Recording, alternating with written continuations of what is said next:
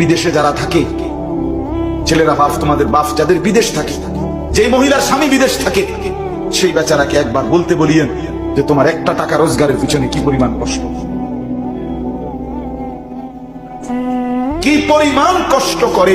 আমি নিজ চোখে দেখছি সৌদি আরবে বারবারই উমরা গেলে তখন ওই বাংলাদেশি আমাদের ভাইরা অনেক দাওয়াত দেয় করে রুমে নেয়, ওই যে মোবাইলে বয়ান শুনে, যার কারণে চিনে, দেখলেই জড়ায় ধরে রুমে নেয়। গিয়া দেখি 12 জন 14 জন একটা রুমে ফ্লোরের মধ্যে থাকে, নিজেরা রান্না খায়।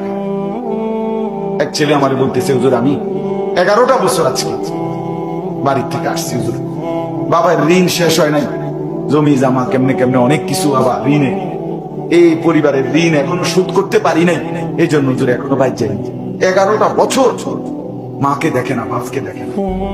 এরপরে ছেলেটা বলতে, হুজুর একটা 12 ঘন্টা ডিউটি করে, 12 ঘন্টা টানা ডিউটি করে এরপরে মনটা চায় রাস্তা ফুরে থাকে, ঘুমাইতে হয়, কিন্তু আবার নিজে গিয়া নিজের রান্না রাঁধতে হয়, জামা ধুইতে হয়, একটা ট্যাবলেট হইলে নিজেরটা নিজে খুললা খাইতে হয়। কে দিবে? মা কোথায় আছে? মা আছে।